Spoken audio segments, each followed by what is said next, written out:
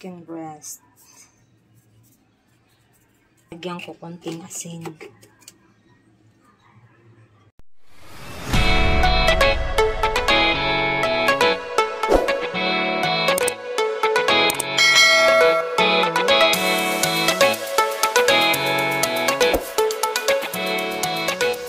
Then, pakuluan dito guys.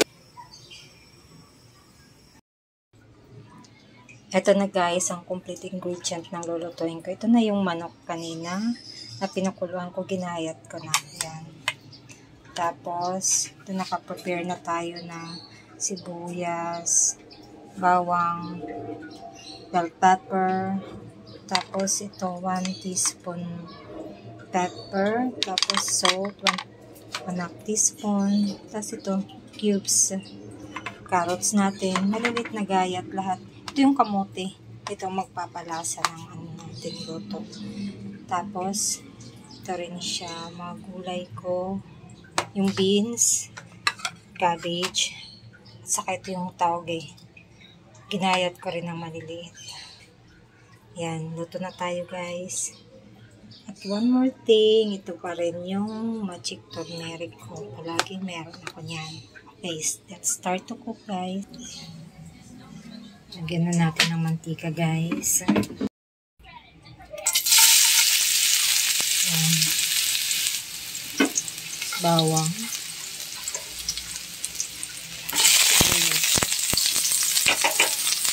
Medyo golden brown. Lalagyan natin ng pepper. Bell pepper, konting mix,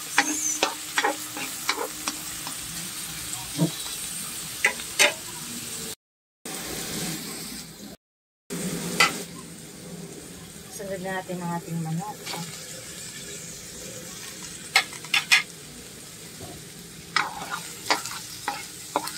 Halo ng konti.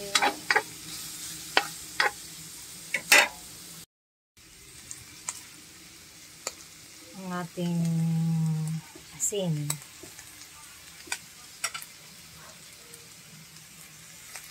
Yung durog na bell pepper na. Hindi pala bell pepper. Yung durog na pepper na. Dash turmeric.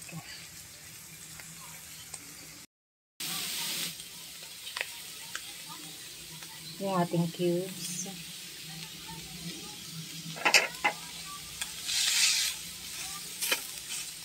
Mix.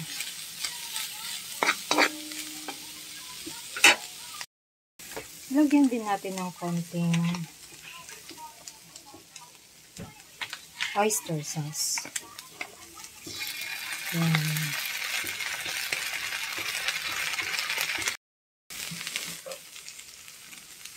Water. Ang galing sa pakuri para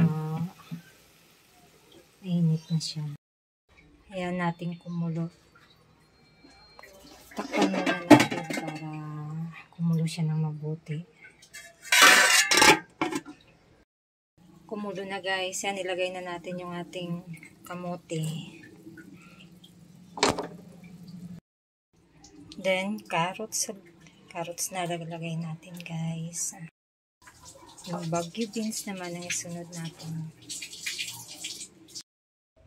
Ito na nga guys, lumamig na yung niluto ko.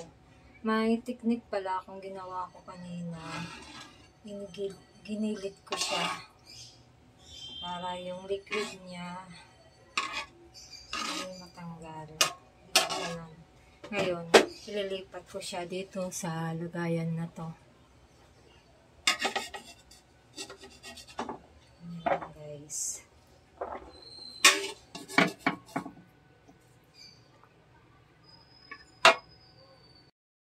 Ito na nga guys, ready na itong ibalutin ng lumpia wrapper.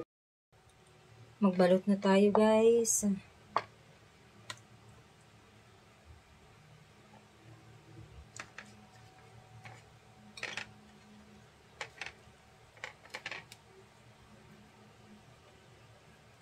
First na balot ko.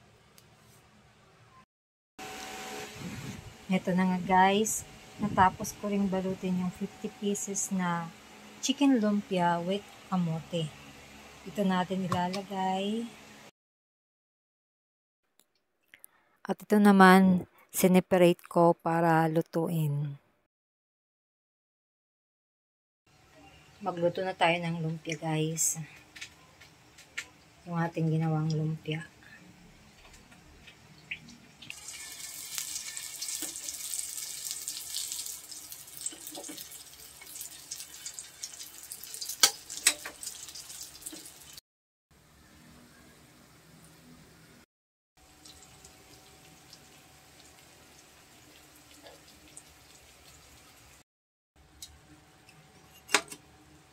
Ito na lahat.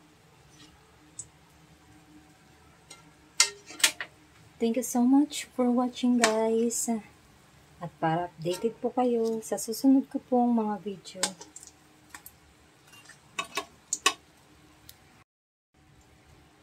Please like, share, and subscribe.